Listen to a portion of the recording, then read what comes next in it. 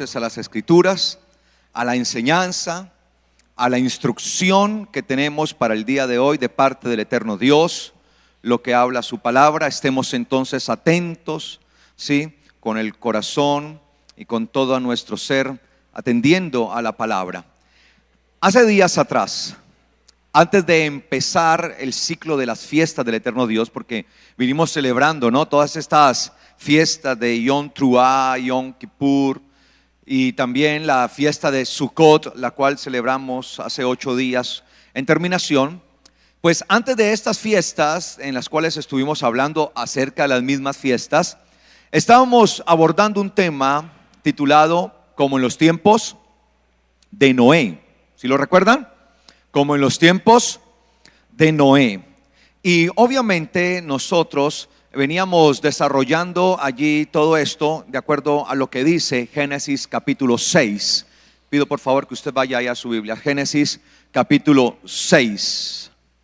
Y habíamos quedado en un versículo, porque venimos estudiando ese texto, ¿sí?, versículo por versículo, entendiendo que son los días de Noé, porque el Señor dijo que los últimos tiempos antes de su retorno, ¿sí?, serían como los tiempos de ¿quién?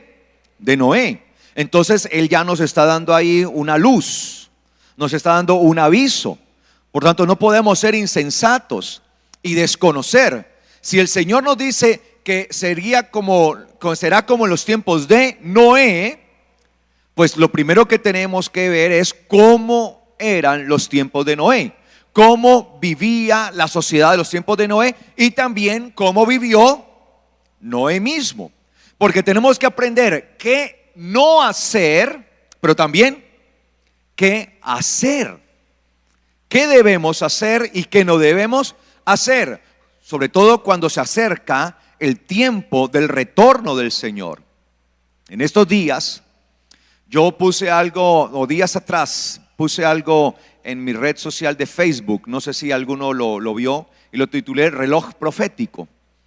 Y decía allí, les hacía una comparación, les decía que si desde el tiempo en que el Señor resucitó y ascendió al cielo, ¿sí?, cuando Él resucitó y ascendió, hasta su retorno, desde que Él ascendió, cuando los ángeles estaban, dice la palabra que Él estaba ascendiendo y los ángeles dijeron a sus discípulos que miran, varones, este mismo Jesús, este mismo Yeshua que ustedes ven subir, este mismo así que descenderá, ¿sí?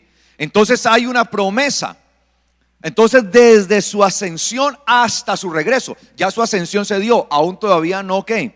No se ha dado su regreso. Pero si usáramos un reloj, desde su ascensión hasta su regreso, y dijéramos que desde su ascensión hasta su regreso, eso equivale a 24 horas.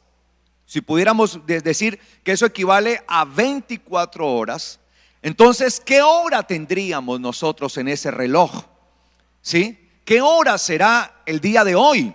Si desde que ascendió hasta su regreso ponemos ese tiempo en un marco de 24 horas, ¿qué hora podría estar marcando entonces ese reloj hoy? Y el resultado que les puse ahí es aproximadamente las 23 horas con 50 minutos. Es decir, que falta 10 minutos dentro de ese reloj para que se cumpla el momento de su regreso. No sé si me hice entender con ese ejemplo, para que podamos entender qué tan cerca, cuánto nos falta dentro del reloj de 24 horas. ¿Faltarán 24 horas? ¿Faltarán 12 horas? ¿Faltarán 10? ¿Faltarán 5? ¿Faltará 1 hora? ¿Faltará media hora? ¿Faltarán cuántos minutos? Y de acuerdo a eso, les ponía yo a ustedes, faltan 10 minutos para que el reloj cierre su ciclo de 24 horas. Es decir, mis amados, que nosotros tenemos que ir creando conciencia de qué tan cerca realmente está la venida del Señor, ¿sí? Qué tan cerca está ese momento de su venida. Y nosotros hoy más que nunca tenemos que entender que ya entramos a la última hora. Y ya hemos recorrido una buena parte de esa última hora. Por tanto, evidentemente nosotros nos encontramos en la sociedad de la cual un día el Señor profetizó hace 2000 años aproximadamente. ¿Sí? Él profetizó acerca de esa sociedad, acerca de ese mundo que iba a vivir, como en los tiempos de Noé. Y es esta sociedad la que está viviendo como en los tiempos de Noé.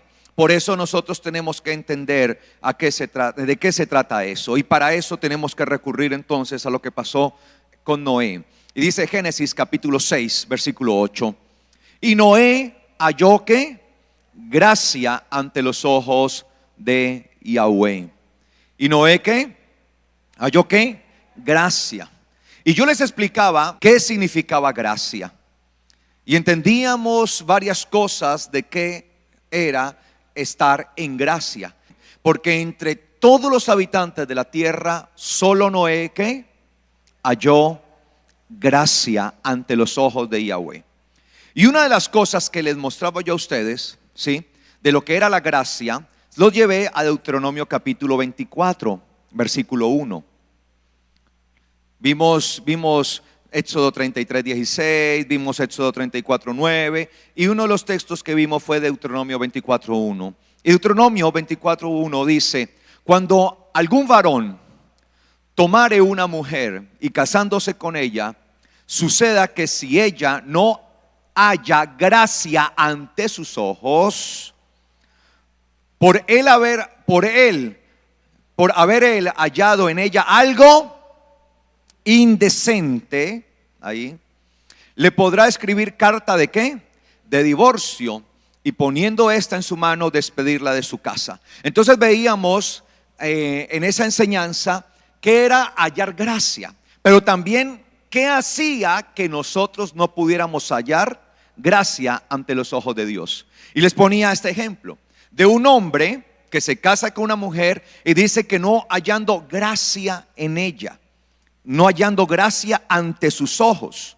Dice porque encontró algo indecente. Y les mostraba a ustedes allí que esa palabra que se usó en hebreo, indecente, ervat davar, era una traducción como la prostitución o la desnudez ¿de qué?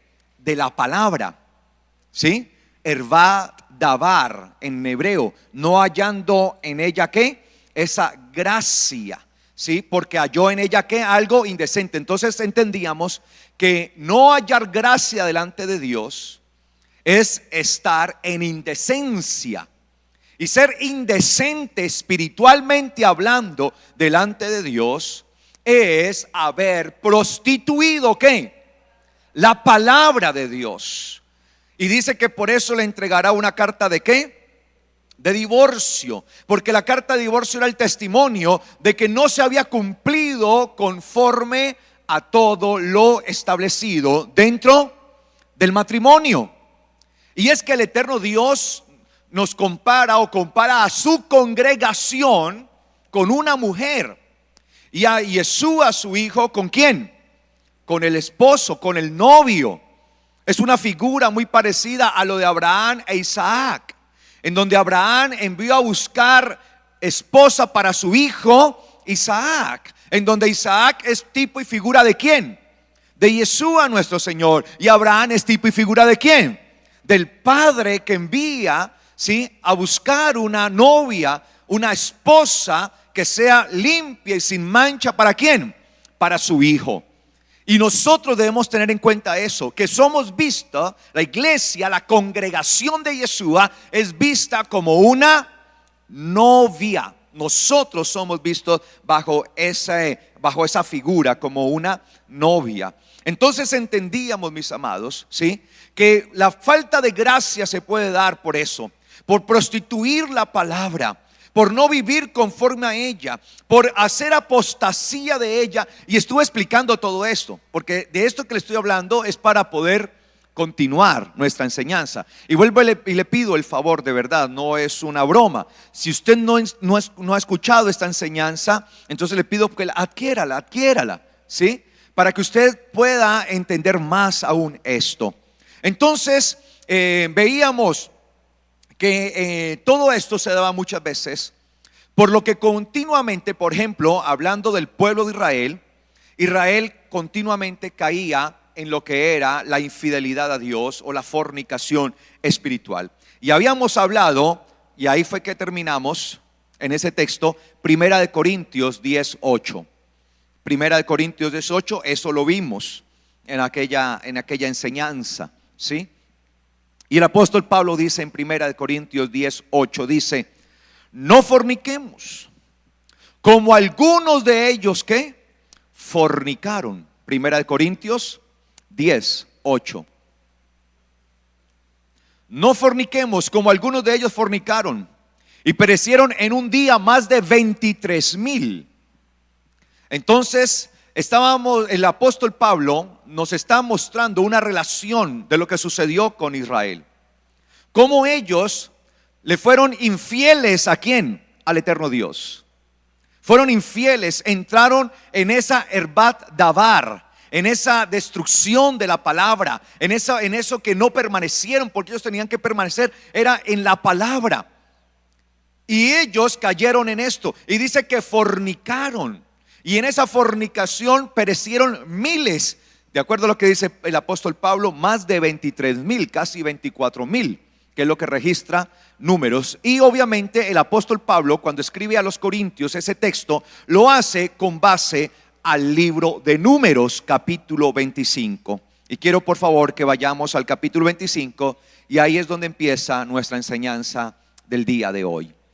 El apóstol Pablo dice que muchos de ellos fornicaron, y por eso murieron más de 23,000. Y eso que él cuenta es lo que sucedió y se nos describe en el libro de Números, capítulo 25. Y eso es lo que nosotros vamos a ver en esta mañana con la ayuda del Padre Celestial. ¿Estamos? Ok, después de ese recordatorio, dice Números capítulo 25, versículo 1 en adelante.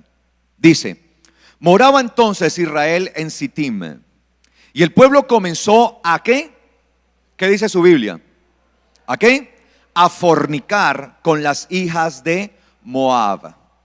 Dice que Israel llegó a una región llamada Sittim.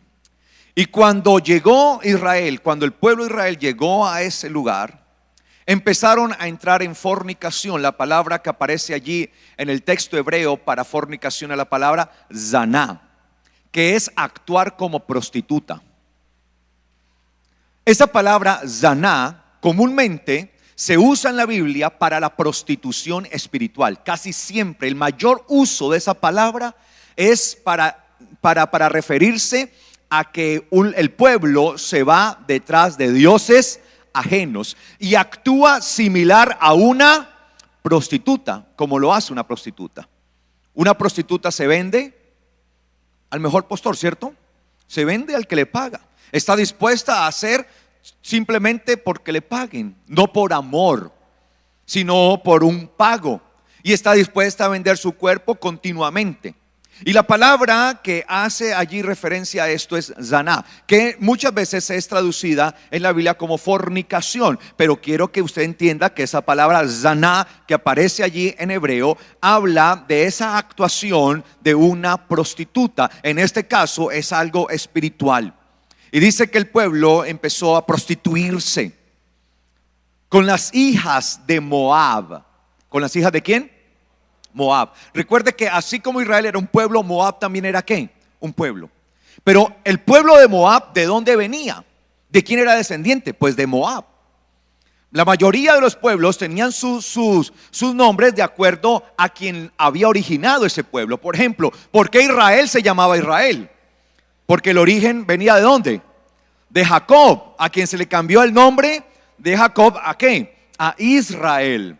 Ahora este Moab fue un personaje que en su momento fue una persona, pero luego empezó a formarse como un pueblo. Pero ¿quién fue Moab? Si recordamos, Moab sencillamente fue el hijo incestuoso de Lot, que nació por incesto.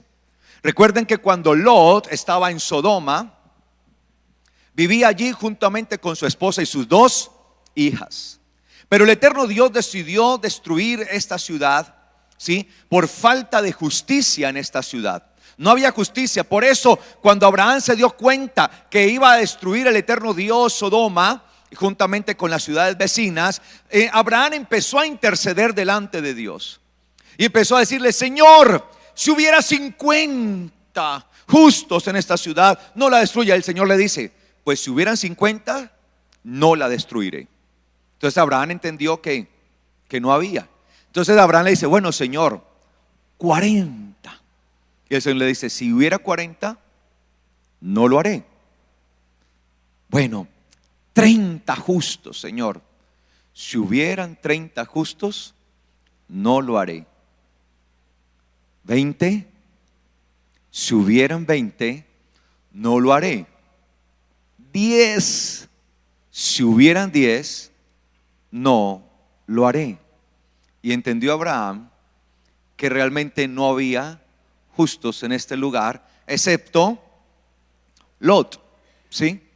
Entonces dice allí la palabra que Lot fue sacado de Sodoma y fue conducido afuera por aquellos enviados de parte del mismo Dios. Pero su mujer no se pudo desprender de Sodoma. Su cuerpo salió, pero su espíritu, su alma se quedaron en Sodoma. Es como algunos pueden estar acá presentes de cuerpo, pero el espíritu, quién sabe, de pronto puede estar en otro lado, ¿no? Pensando quién sabe en qué, ¿sí? Por eso uno tiene que tener el cuerpo y el espíritu en el mismo lugar. Y así pasó. Ella salió, pero su alma se había pegado a Sodoma. Y todos conocemos lo que sucedió con la mujer de Lot, cómo miró hacia atrás y murió, o sea, falleció, convirtiéndose en una estatua. Quedó hecha como sal, ¿sí? Como salinidad. Eso es lo que muestra la Biblia. No podían mirar, ¿qué? Atrás. No podían mirar atrás. Entonces quedó Lot con sus hijas. Y sus hijas obviamente se habían impregnado de todo el actuar de Sodoma. Habían aprendido todas las costumbres de Sodoma. Y parece ser que no tenían temor de Dios. Y empezaron a razonar en ellas mismas. Porque muchas veces nosotros pretendemos hacer las cosas en nuestra propia razón, por nuestra propia mano, y querer ayudar a Dios. Entonces ellas, preocupadas por su padre, dijo: nuestro padre no tiene herederos. Nosotras estamos acá y ¿qué vamos a hacer? Y ellas intentaron solucionar el problema. ¿Y cómo lo intentaron solucionar? Dijeron: hagamos una cosa. Se pusieron de acuerdo las 2 hijas de Lot: emborrachemos a nuestro padre, y cuando ya esté embriagado, ¿sí?, cada una de nosotros tenga relaciones sexuales con él, y así tendremos hijos de él y le daremos generación. Imagínense, tan tremendo esto. Y obviamente hicieron el plan, se emborracharon a Lot. Y obviamente cuando una persona está en estado de embriaguez, empieza a hacer lo que comúnmente no haría. Y Lot empezó a hacer lo que no debió hacer. Claro, ya no distinguía. Por eso la mayoría de los casos de infidelidad, por ejemplo, se da en situaciones de borracheras. Y se meten en una situación bien complicada por eso. Porque se pierde la razón, se pierde la noción de las cosas. Entonces dice acá la palabra, ¿sí?, que, o nos muestra la palabra, más bien nos muestra la palabra que las hijas de Lot hicieron lo que habían acordado y lo emborracharon. Y una de ellas, o las 2 más bien, quedaron en embarazo, pero una de ellas tuvo un hijo al cual le puso por nombre Moab. La palabra Moab, el título Moab o el nombre Moab significa del padre. Moab, del padre, es decir, hijo del papá. Pero es hijo del papá porque lo tuvo ¿con quién? Con la hija. Imagínense, la hija tuvo un hijo de su padre, incesto. Tan tremendo esto. Imagínense qué puede venir de allí toda esta situación. De esta generación, una generación pervertida. Sus hijas no pensaban que estaban haciendo lo malo porque estaban tan acostumbradas a la maldad de Sodoma que pensaban que esto era algo normal. Y eso es lo que pasa con una sociedad. Cuando se acostumbra a lo malo, cuando el pecado se vuelve hábito, el pecado se vuelve algo normal. Cuando el pecado se vuelve hábito, costumbre, entonces el pecado ya es algo normal. Por tanto, las generaciones posteriores no van a discernir entre lo bueno y lo malo, porque los padres somos los encargados de instruir a nuestros hijos desde niños.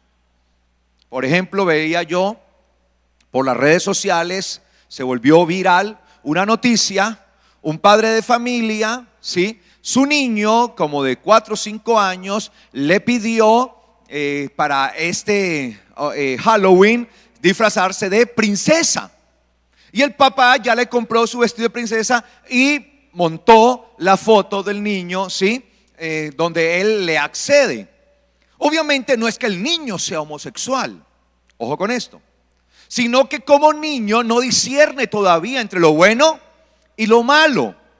Y tal vez ve los programas y ve las princesas y todo, y le parece eso bonito. Pero es al papá al que le corresponde explicarle e instruirlo e irle marcando ¿qué? Los límites. Porque cuando la palabra dice instruye al niño en su camino, esa palabra hebrea instruir significa marcar límites. Límites, y los límites se marcan para que la persona no se desboque o el niño no se desboque y se vaya ¿a dónde? Al abismo. Porque los límites son como esas barandas de protección que hay sobre las carreteras para evitar que alguien se vaya ¿a dónde? Al abismo. Porque es preferible que se golpee contra una de esas barandas y no que ruede cientos de metros y se mate en el abismo. Y las barandas estas no están allí para molestarnos, no están allí para hacernos la vida de cuadritos, aburrirnos. Qué aburridas son estas barandas, me las voy a saltar, y se las salta y se va al abismo. Están allí es para como medio de ¿qué? De protección, pero somos nosotros padres los que les ponemos. Y si este papá no le dice a su hijo, no se sienta con su hijo, no, mira mi amor, tú eres un varón, y empieza a enseñarle la identidad de varón, y empieza a decirle el Señor te hizo varón, por tanto debes actuar así, y a uno le van enseñando y le van enseñando, pues el niño se va a encaminar hacia eso. Pero si sencillamente le permiten su deseo, como él lo diferencia, cuando vaya creciendo se va a acostumbrar a todas estas cosas duales y no va a tener una identidad. Por tanto, para él va a ser lo mismo lo bueno que lo malo. No va a tener diferencia, no va a hacer diferencia en su corazón, en su mente. Y eso es lo que pasaba en Sodoma. Que Sodoma era una sociedad que se había acostumbrado ¿a qué? A lo malo, ¿sí? Se habían acostumbrado a lo malo. Por eso el Señor dice que los tiempos de Él antes de su regreso serían como los tiempos de Noé y también como los de Sodoma. Hace esas dos comparaciones con esas dos regiones en momentos diferentes, pero que actuaron de la misma manera. Será como en los tiempos de Noé y los tiempos de Sodoma, dice el Señor. Es decir, que actuaban de manera similar. Y por eso les hablo de esto. No eran sociedades que discriminaban o hacían diferencia entre lo bueno y lo malo. Por tanto, hacían una mezcolanza, y en medio de esa mezcolanza se van educando las personas y ya no tienen la diferencia de lo uno con lo otro. Les da lo mismo una cosa que lo otro, y pueden estar pecando y ni siquiera se están dando cuenta. Lo hacen por ignorancia, por desconocimiento. Y la palabra dice que aún así sea, por desconocimiento llevará el juicio de ese pecado. Y ese es el problema. Y así estamos levantando a una sociedad que no hace diferencia. Por eso ellas llegaron y sin ningún tipo de temor, embriagaron a su padre, lo emborracharon e inmediatamente lo accedieron carnalmente, lo violaron, claro, violentaron a su padre, ¿sí? Y concibieron hijos de él. Ahora, estas mujeres, ¿qué les iban a dar a esos hijos? Porque uno da de lo que tiene. Cada uno de nosotros damos de lo que tenemos. Y si yo no tengo el temor de Dios, pues no se lo voy a dar a mi hijo. Más bien, si vivo una vida dual en donde no hay nada malo, haga como quiera. Lo que es el hedonismo, el placer por el placer, si eso te hace sentir bien, entonces hazlo. Eso es el hedonismo. El hedonismo, el placer por el placer. Si algo le hace sentir bien, hágalo. Si usted le hace sentir bien eso, después de que usted se sienta bien, hágalo. Y hay mucha gente que dice, después de que usted no le haga mal a nadie, haga lo que quiera. ¿Lo ha escuchado? ¿Sí o no? Después de que no le haga mal a nadie, haga lo que quiera, tranquilo. Disfrute la vida, para eso es la vida. Entonces, tremendo esto. Es una situación bien tremenda la que se vive. Entonces, estas mujeres, ¿qué les iban a enseñar a sus hijos? Lo que tenían en su corazón. Sí, les enseñan, pero lo que hay en el corazón. Y el corazón de ellas era desviado de la voluntad de Dios. Y así se levantaron estas generaciones y se forma un pueblo cargado de la maldición, que no sabe discernir entre lo bueno y lo malo. Cuando nosotros venimos al Señor, Él empieza a hacer un trabajo en nosotros tan perfecto que podemos diferenciar entre la luz y las tinieblas. Pero la persona que no tiene el Espíritu de Dios no discierne. Le da lo mismo la luz que las tinieblas, es lo mismo. No sé si me hago entender. Y esa es la sociedad que estamos fabricando hoy. Es la sociedad en la que se está desarrollando y se está volviendo generalizada. Una sociedad de ese tipo. Entonces nació Moab. Y resulta que luego este Moab se volvió un pueblo, e Israel terminó fornicando con las hijas de Moab. Tremendo eso, ¿sí? En una situación bien terrible. Y dice el versículo 2: las cuales invitaban al pueblo a los sacrificios de sus dioses.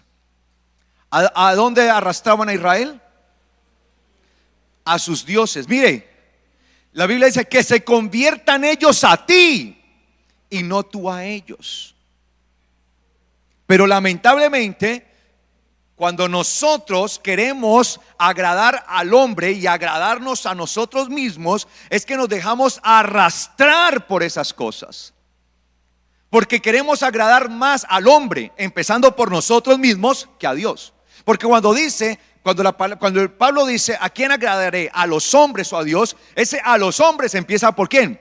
Por nosotros mismos. Porque muchas veces buscamos es agradarnos a nosotros antes que a Dios. Y el vivir para el Señor significa sacrificio, significa renuncia, significa dejar aún lo que a mí me agrada de este mundo, renunciar a ello para ganar a Dios. Porque el Señor dice, ¿de qué le sirve al hombre ganar el mundo entero y si pierde su alma?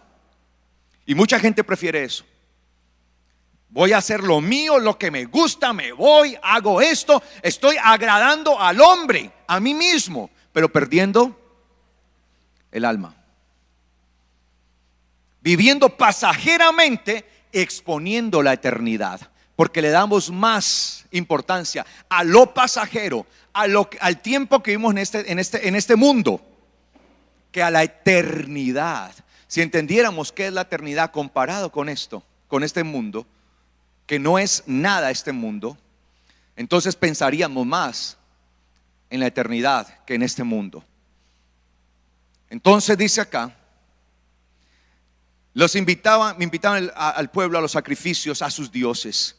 Y el pueblo comió. ¿Y qué? ¿Y qué dice? ¿Cómo dice su Biblia? ¿Y el pueblo comió y qué?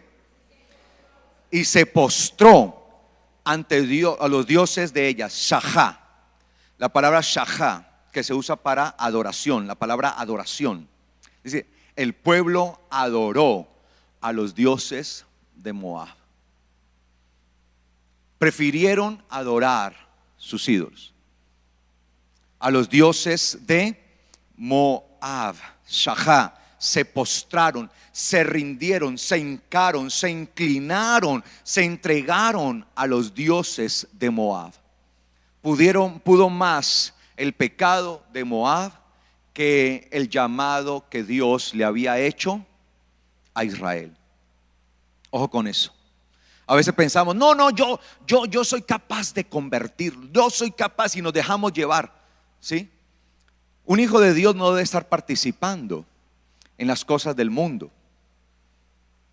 Alguien dirá, no, pero ¿por qué uno va a dejar de participar? Uno tal vez tenga la oportunidad de predicarles. Y es que justo le va a predicar en medio de una rumba. Sí. No, mi amado. Después de que usted esté allá y la carne empiece al ritmo del tum, tum, tum, tum, tum. Eso ala. Y el espíritu para allá y usted para acá. Y usted empieza, eso ala. Y de repente le dice un hito y usted, no, bueno, uno nada más, pues es que es la familia, son los amigos que van, y me tomo uno. Y después ya tráigame la caneca, tráigame la botella, tráigame el guacal. Ojo con eso. Por eso la Biblia dice, huye de las pasiones. Porque muchas veces es preferible huir, ¿sí? Es mejor decir, aquí corrió un cobarde que aquí murió un valiente. Claro, uno tiene que huir. Si José no hubiera huido de la esposa de Potifar, unos minutos más se queda allí. Era hombre. José era hombre. Y como hombre razonaba o no. Y se queda un momento, prefirió, ya cuando ella lo desnudó y todo, no, dijo, no, si yo no corro, acá, mejor dicho, otro hubiera sido el cuento. Sí. Y dice acá, y el pueblo comió y se postró ante los dioses de ellas. Versículo 3. Así Israel, ojo con esto. Así Israel, ¿qué? ¿Qué dice su Biblia? ¿Hace qué? Bueno, su Biblia dice se apegó. Está bien, correcta traducción, me parece bien. ¿Alguien, otra Biblia que no diga apegar, sino otra palabra? ¿Se qué? Acudió, también está bien. ¿Se qué? Inclinó, adoró. ¿Se qué? Esta, ¿se qué? Se unió, muy bien, esa. ¿Qué versión es esa? La internacional, muy bien. Se unió, pero les voy a explicar qué significa esa unión. Allí. No estoy diciendo que las otras palabras que hayan usado las otras versiones estén incorrectas, no. Acá no se trata de decir, esas Biblias están malas, no. Porque es que las palabras hebreas tienen tantas significados. Mira, a medida que uno aprende más y más y más el idioma, se da cuenta que realmente los traductores de la Biblia la tienen, pero bien pesada, bien difícil. Hoy más que nunca yo admiro a los traductores de la Biblia. Qué trabajo tan complicado. Yo me he pasado, mi esposa es testigo, horas, días intentando traducir un versículo, tratando de hallarle el sentido. Yo digo, y a veces hay unos que, Dios mío santo, digo, por favor, ilumíname o elimíname, porque, ¿sí? Haz algo, porque es tan difícil encontrar el sentido del texto. Es un trabajo muy arduo. Entonces no es justo venir ahora a decir, esas Biblias están mal, vamos a botarlas a la basura. No. Por eso es bueno uno tener varias versiones. Leyendo las diferentes versiones, entonces uno trata de hacerse también a la idea. Y cuando uno conoce pues los idiomas, pues más aún tiene que tratar de hallar ahí el sentido. Dice, así Israel se unió. Yo lo traduje como unir. Se unió, pero ojo, tengo que explicar. Porque la palabra que aparece allí en la palabra hebrea samad es la acción de hacer una yunta. O sea, samad es hacer un yugo, una yunta, ¿sí? Como hacerse, juntarse a alguien, unirse a alguien, pero con una ¿qué? Con un yugo, ¿sí? ¿Sí me hago entender? Eso es samad, quedar unido por un yugo. Quedar unido por un yugo. Es decir, que se unieron a Baal peor. ¿Quedaron qué? En yugo, quedaron unidos por un yugo. ¿A quién? A Baal peor. Tremendo esto. ¿Sí? Por lo que la ira de Yahweh se encendió contra Israel, ¿sí? Se encendió contra Israel. De allí lo que nos dice el apóstol Pablo, 2 Corintios 6:14. ¿Lo tiene? No pierdan número 25, no lo pierdan porque no he terminado ahí. Pero para mostrarle esto del yugo, no pierdan números 25, ténganlo ahí, números 25. Y vamos a 2 Corintios 6:14. ¿Lo tiene? 6:14 dice Pablo, escribe esto a los corintios, le dice: no se unan en yunta desigual o en yugo desigual con los incrédulos, porque qué compañerismo tiene la justicia con la injusticia, y qué comunión la luz con las tinieblas. Mire, no se unan en una yunta desigual.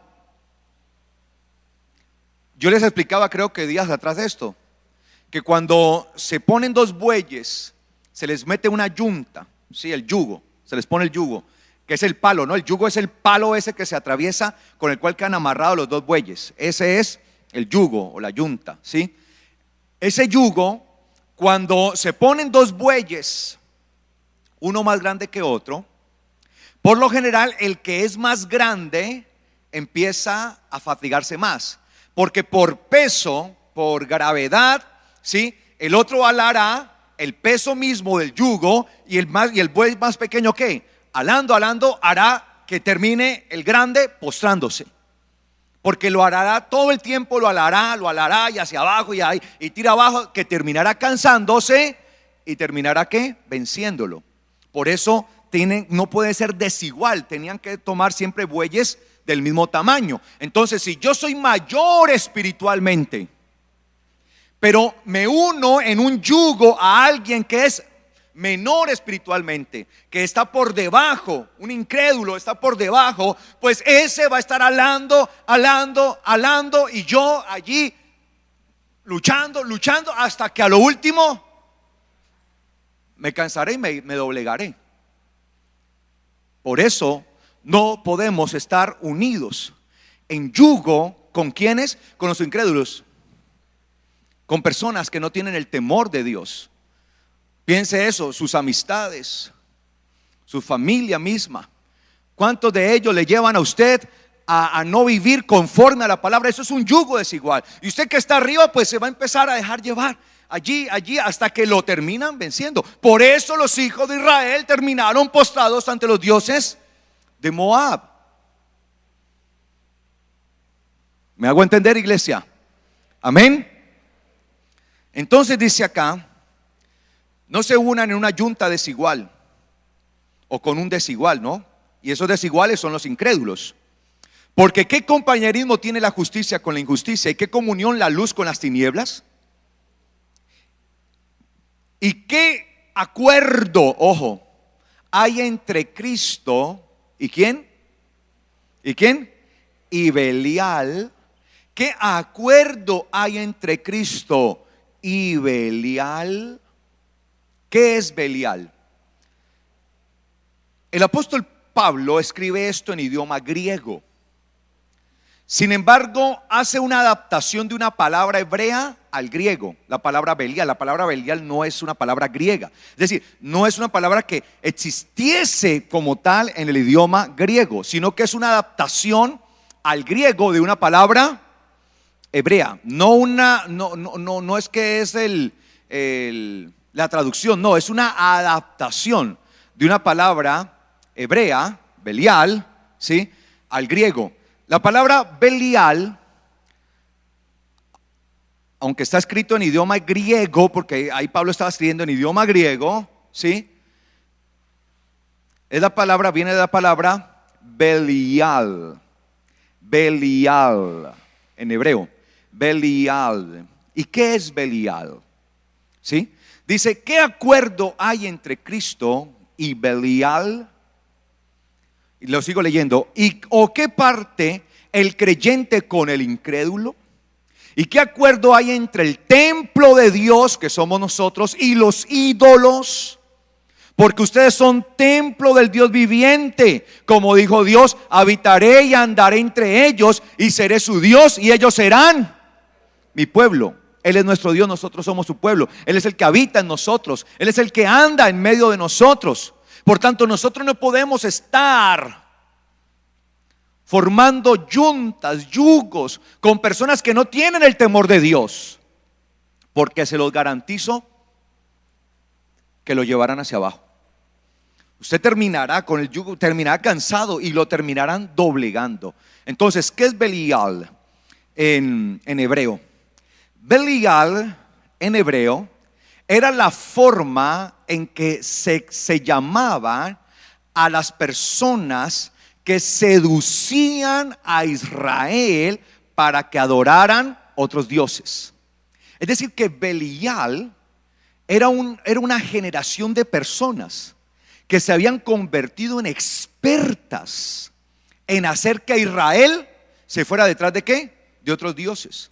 De hecho, se habla en la Biblia de los hijos de Belial, ¿sí? Es decir, hijos que eran una generación de personas que tenían un espíritu en ellos tan tremendo que hacía que los hijos de Israel se fueran detrás de ¿qué? De otros dioses. Podemos decir entonces que la palabra Belial es la capacidad que alguien tenía de hacer que otro desistiera del eterno Dios para irse detrás de dioses ajenos o ídolos. Y se lo voy a mostrar. Deuteronomio capítulo 13, versículo 13. Cada versículo lleva a otro versículo, ¿no? Eso es lo hermoso de la palabra, cuando uno la estudia a conciencia, detenidamente. Ahí es donde uno puede aprender todo esto tan hermoso. ¿Lo tiene? Deuteronomio 13:13 dice, 13:13, Deuteronomio 13:13 dice: en medio tuyo han surgido Benei Belial. Benei Belial es hijos de Belial. ¿Dice su Biblia hijos de Belial? ¿O cómo dice? Su Biblia dice hombres perversos, ¿cierto? Hombres impíos. ¿Qué más? Bribones. ¿Cómo? Impíos. Pero hay alguna Biblia que diga hijos, La suya, ¿cómo dice? Hijos de Belial dice ahí. ¿Qué versión es esa? Biblia textual. Excelente, muy bien.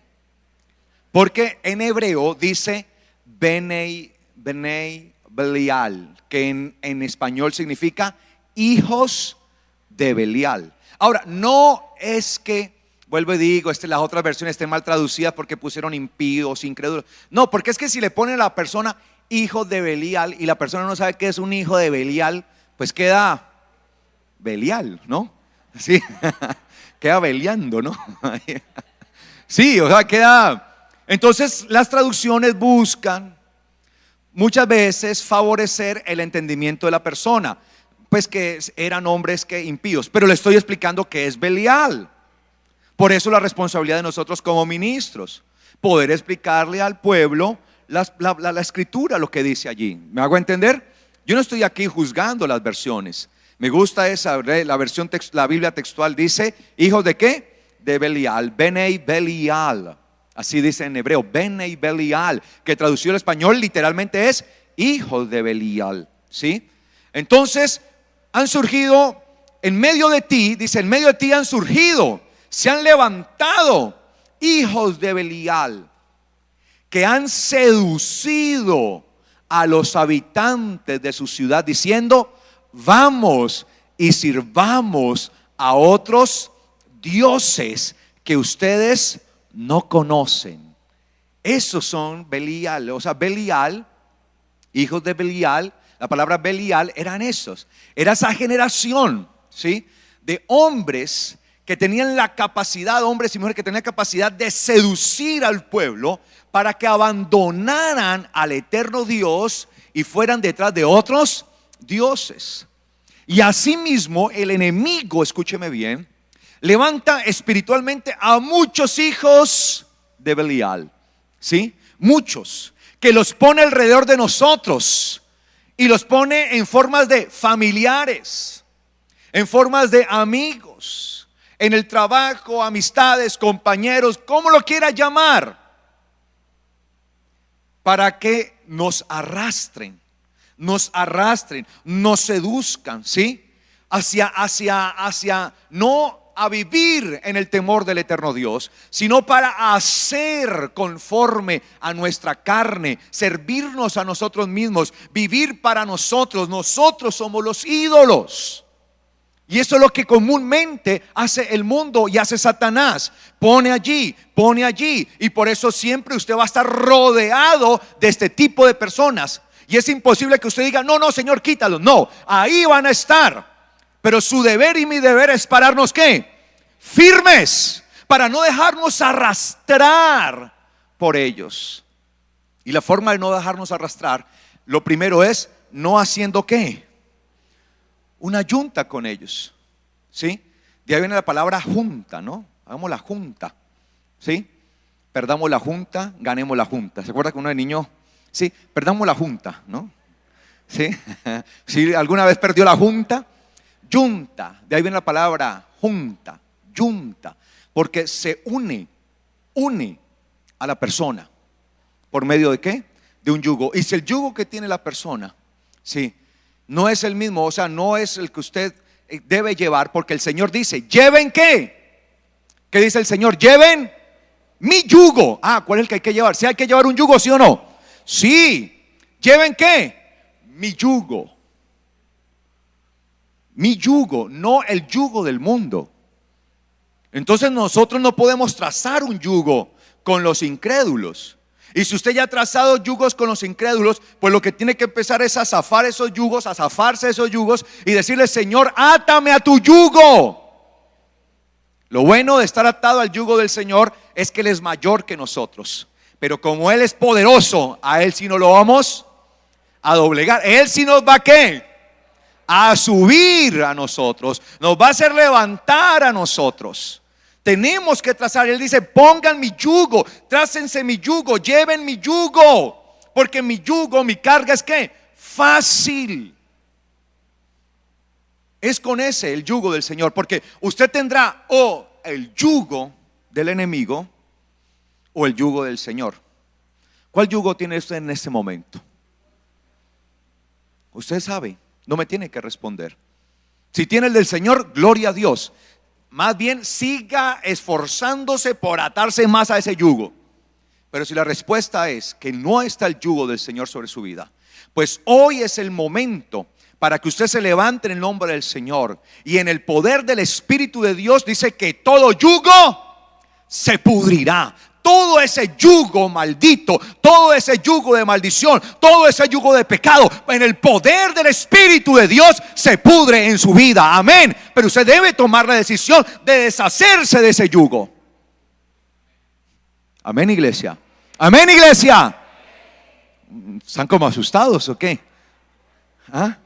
Pastor, ¿usted por qué predica así? ¿No puede cambiar el discurso? No, hermanos. Tengo que predicar lo que dice la palabra, porque yo soy atalaya. Y el atalaya tiene que dar aviso cuando ve el peligro. Yo les estoy avisando.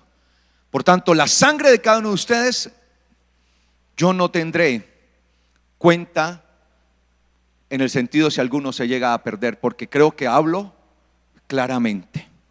Amén. Y si alguien no quiere atender, pues ya como dice la palabra, si alguno oyendo la voz del atalaya, el sonido que da el atalaya y no se percata y no hace nada para salvarse, si muriere, la sangre de ese no será sobre el atalaya. Yo digo, Señor, yo quiero dar toques claros.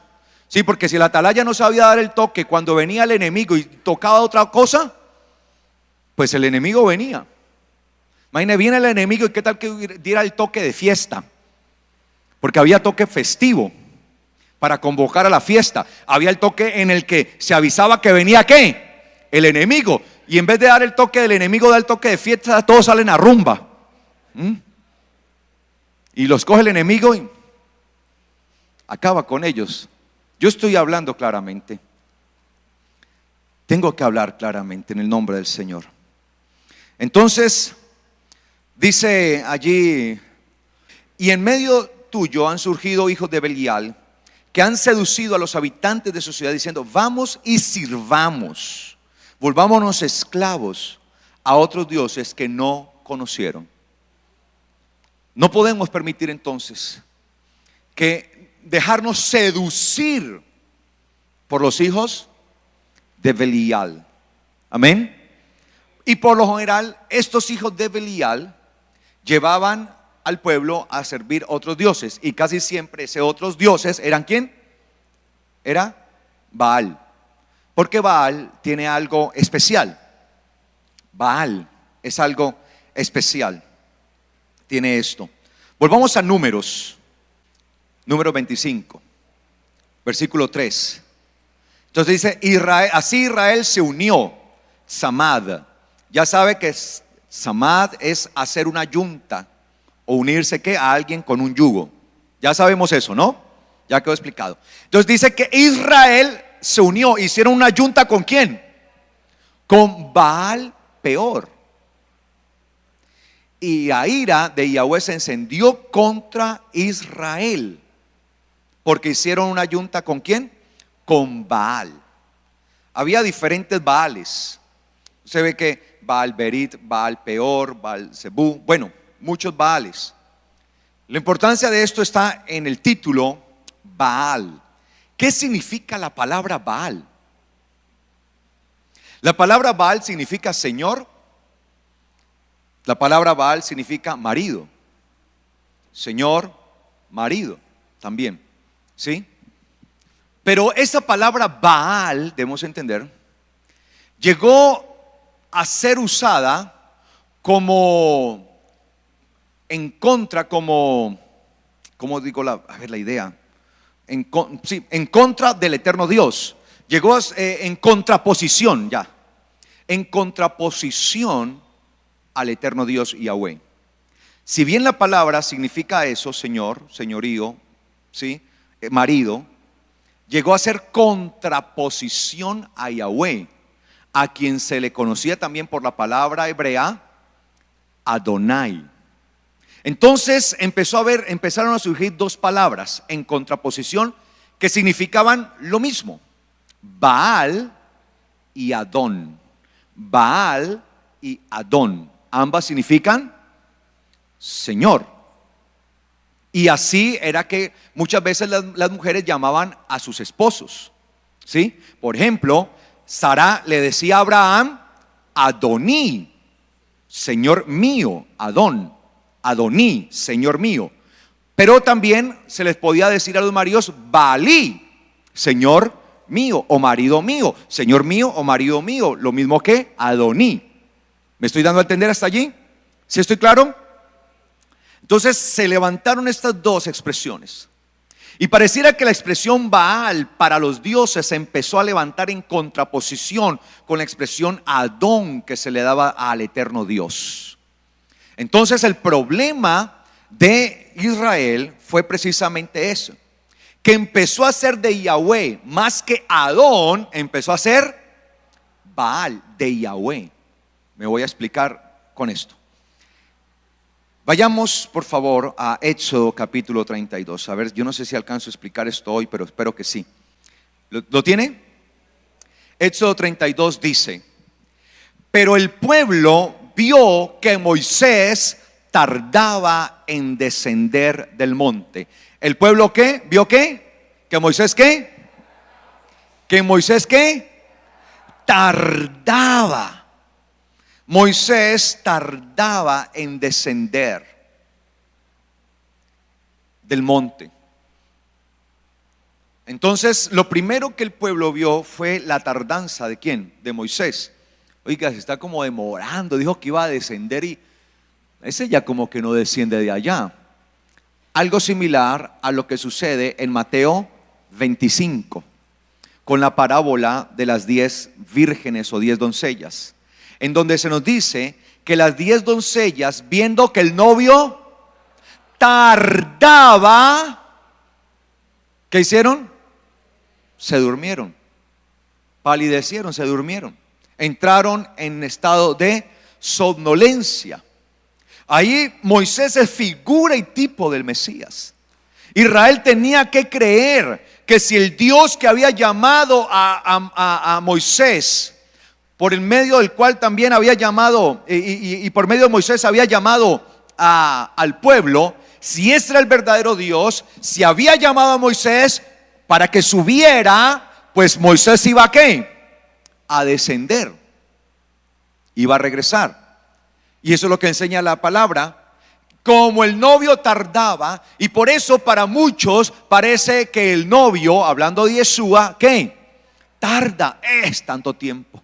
Entonces empezamos a entrar en un estado que no es el correcto, porque empezamos a razonar, se está demorando mucho, se está tardando, tarda. Y como el pueblo vio que Moisés tardaba en descender del monte, se acercaron entonces a Aarón y le dijeron: levántate y haznos dioses que vayan delante de nosotros, porque a este Moisés, el varón que nos sacó de la tierra de Egipto, no sabemos qué le haya pasado, que haya sido de él, no sabemos. Y asimismo, ¿qué pasaría con aquel varón a quien Dios envió a morir? Dijo que iba a volver. ¿Será que le pasó algo? Y cuando empezamos a entrar en la impaciencia, porque pensamos que el Señor ¿qué? Tarda, al igual que Israel, podemos llegar a desviarnos hacia otros dioses. Porque es que parece que tarda. El problema es que no entendemos que el Señor tiene su tiempo y que nuestro tiempo no es el tiempo de Dios, y que el tiempo de Dios es perfecto, y que nosotros tenemos que aprender a esperar en el tiempo de Dios. Y si aún no baja, es porque el tiempo de Dios es perfecto y yo debo seguir esperándole. Amén. Con paciencia. Pero cuando sobre mí viene la impaciencia, entonces empezamos nosotros a hacer cosas que no debemos hacer. En este caso fueron a donde Aarón y le pidieron a Aarón que le hiciera ¿qué? Dioses. Levántanos dioses, porque no sabemos qué haya pasado con este Moisés que nos sacó de la tierra de Egipto. No sé qué pasó con este Yeshua que me sacó de Egipto espiritual. Dijo que iba a venir y no lo veo.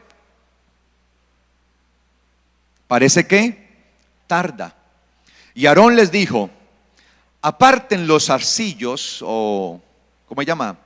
Zarcillos o aretes, ¿sí?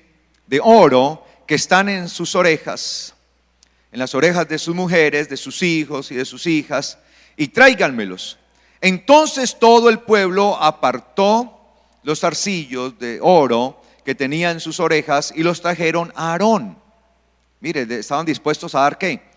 Todo. Por eso cuando se empiezan a levantar dioses ajenos, una de las cosas que uno ve cuando se empiezan a levantar dioses ajenos es que la gente está dispuesto a darlo todo por esos dioses ajenos. ¿Sí o no? Pacten y den y yo no sé cuántas cosas, y den esto. Y como dice una profeta de esas que habla con los billetes, que está toda loca hablando con los billetes, allí decía: y si usted no tiene $1,000, entonces tal vez tenga aretes, tenga collares, tenga un auto, tenga una tierra, tenga una casa, déla. Y ahí sí la gente está dispuesta a darlo todo, porque el enemigo cautiva rápidamente la mente de las personas. Y dice acá: y él tomó de las manos de ellos y le dio forma, ¿sí? Por medio del cincel, o sea, empezaron a darle forma, martillo, el cincel, ¿sí? E hizo un becerro de fundición. Entonces dijeron: Israel, después de estar ahí el becerro, ¿no? Este es tu Elohim, el que te sacó de la tierra de Egipto. Pregunta: ¿quién había sacado a Israel de Egipto? Yahweh.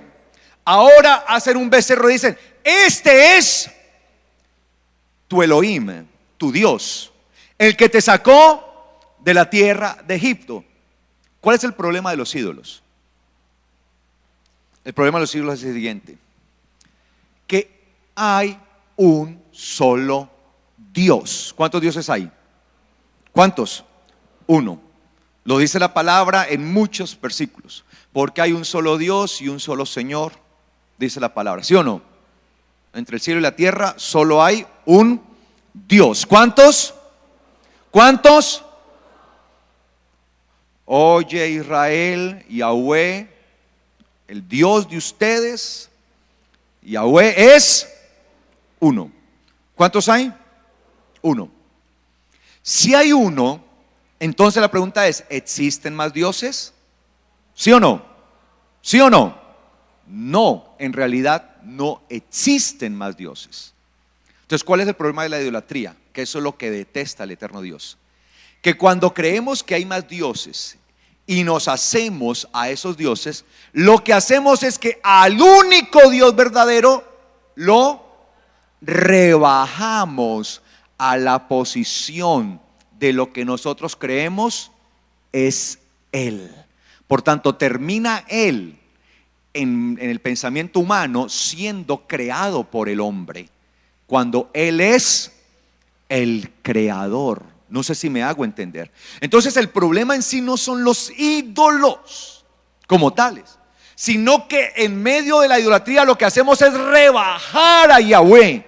Cada ídolo es un menosprecio de Yahweh. Lo estamos rebajando porque hay un solo Dios y a ese Dios lo rebajamos. Entonces ellos se habían visto al Dios todopoderoso que había enviado sus señales en medio de Israel para Egipto, y luego les abre el mar y ellos están viendo todas estas bendiciones, todas estas maravillas, y ahora hacen un becerro y dicen: este es tu Elohim, el que te sacó de Egipto.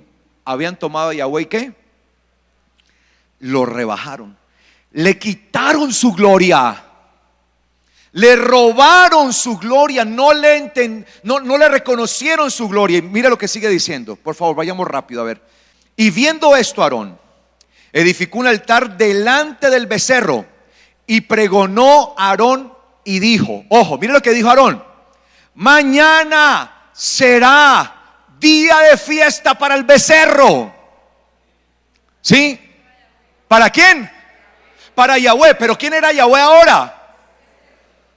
O sea que Yahweh terminó representado en un becerro. Ahora Yahweh era una cosa hecha de manos y de fundición. Ese es el problema o la gravedad de la idolatría, que es que no es que existan más dioses, no existen, sino que al único Dios lo que hacemos es ¿qué? Disminuirlo, rebajarlo, tirarlo por tierra, pisotearlo. Mañana será día festivo para Yahweh. Y acá está Yahweh, se los presento en forma de becerro de oro. Este Yahweh, este fue el que nos liberó de la tierra de Egipto. Entonces, dice acá: será fiesta para Yahweh. Y al día siguiente madrugaron, mire, y ofrecieron holocaustos. Mire, le ofrecieron ahora ¿qué? Holocaustos. Y presentaron ¿qué? Ofrendas. Y se sentó el pueblo a comer y a beber, y se levantó a regocijarse. Le estaban ofreciendo. Ahora, si uno dice: ¿ustedes a quién están adorando? A Yahweh. ¿Están adorando a otro Dios? ¿Sí o no? ¿Estaban adorando a quién? A Yahweh, el que lo sacó de Egipto, pero ahora en representación de un becerro. Y le trajeron a ese becerro ofrendas, holocaustos, e hicieron fiesta alrededor de él. Entonces habían rebajado a Yahweh. Esto entonces lo entendemos ahora, esto que acabamos de leer. Vayamos a Jeremías para poderlo entender y ahí a ver hasta dónde llegamos. Jeremías 31, versículo 31 dice: he aquí vienen días, dice Yahweh, en los cuales haré un nuevo pacto con la casa de Israel y con la casa de Judá.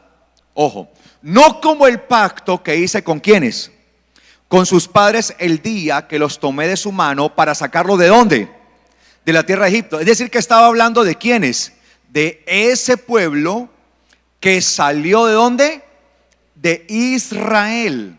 ¿Hacia dónde? Hacia el desierto.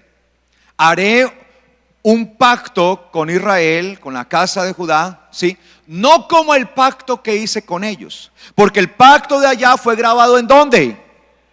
En piedra, escrito por el dedo ¿de quién? De Dios. El pacto, el nuevo, es lo mismo, pero escrito ¿en dónde? En el corazón. Lo que cambió fue el lugar de donde se grabó. Ya no en piedra, sino ¿en dónde? En el corazón. Entonces dice acá, ojo, mire lo que dice. No como el pacto que hice con sus padres el día que los tomé de su mano para sacarlos de la tierra de Egipto. Porque ellos invalidaron mi pacto. Ojo, porque ellos, ¿qué hicieron ellos los que estaban allá? Los que salieron de Egipto, invalidaron. ¿Y cuándo invalidaron el pacto? ¿Cuándo? Vamos a leerlo, dice acá. Por lo general, las Biblias dicen, la mayoría dice, estamos en el versículo 32, pues porque ellos invalidaron mi pacto, y voy a leer acá una versión normal de las que comúnmente se ven, aunque yo fui un marido para ellos. ¿Dice así? ¿Dice su Biblia? Ok, la palabra que aparece allí es ¿qué? Baal. Baal. Que sí, alguien dirá, pero pastor, usted dijo que era marido, ¿sí? Y que también era señor. Pero ¿por qué ellos invalidaron el pacto? Es la pregunta. ¿Por qué?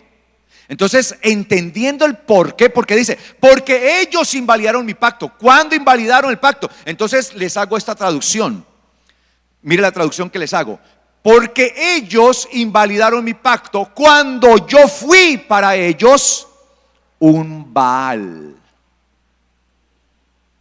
Porque ellos invalidaron mi pacto cuando fui para ellos un Baal. Porque resulta que la palabra Baal empezó a entrar en contraposición con Adonai y con Ish, marido. Ish, marido en hebreo también. Ish y Adón, Señor. Entró a entrar en contraposición.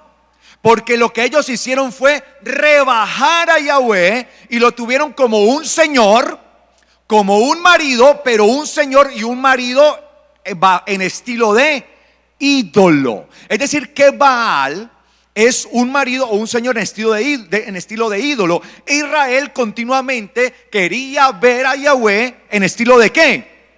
De ídolo. De ídolo, hecho por ellos mismos. Entonces dice, por cuanto yo fui para ellos un Baal, dice Yahweh.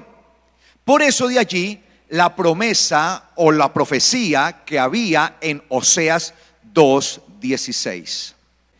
Dice, bueno, no sé cómo dice, venga, yo busco, porque yo lo que hice fue tener acá de una vez mi traducción y ¿cómo es que dicen acá? Las traducciones, vamos a buscar una traducción, la traducción popular. Permítame un momento que yo la abro, que la tengo cerrada acá. 2:16. Voy a leer versión Reina Valera del 60. 2:16 dice: en aquel tiempo, dice Jehová, me llamarás Ishi, dice ahí, Ishi, y nunca más me llamarás Baali. Baali, ¿ok? Le voy a leer, está bien, ve, yo no había visto eso ahí, ¿sí?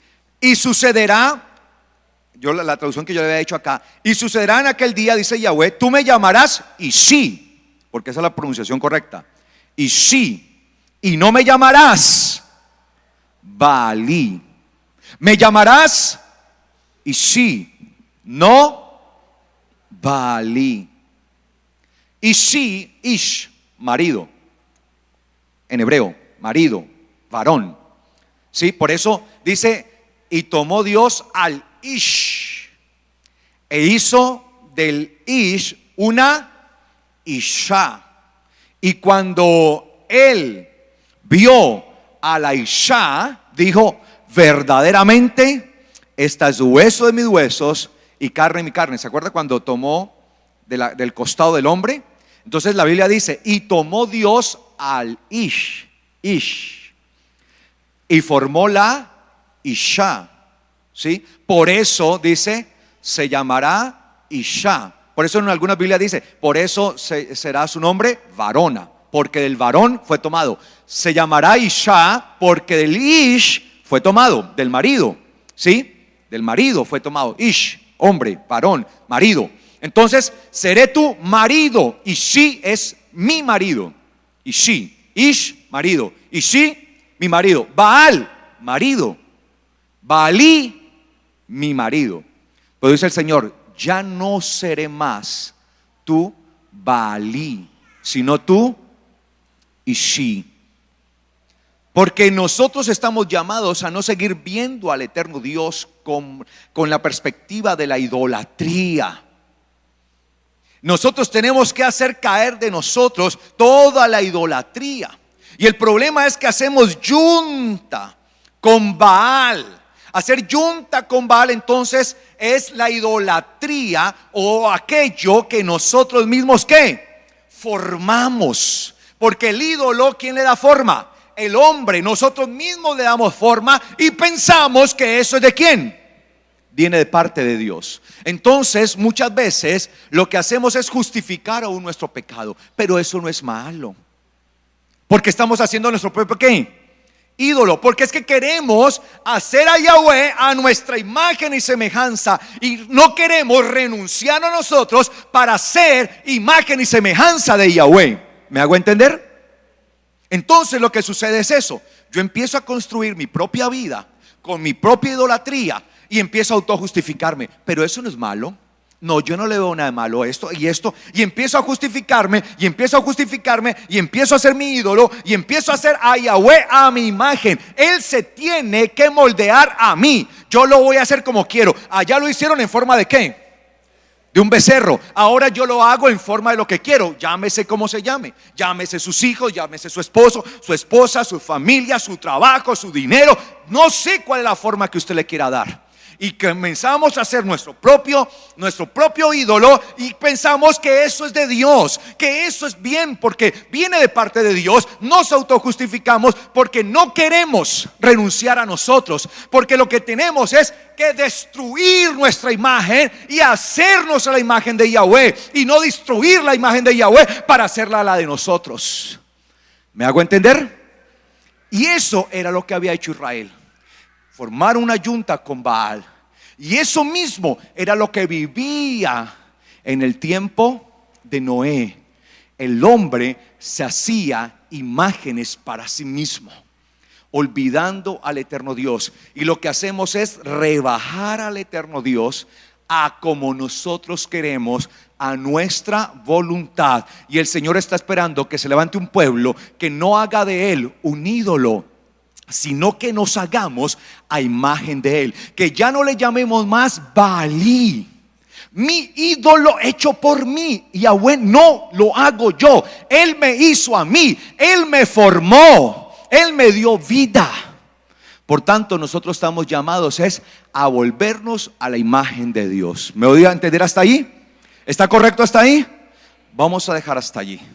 Dentro de 8 días, con la ayuda del Señor, continuamos este estudio, porque esto todavía tiene mucha tela por cortar. Colóquese de pies, por favor.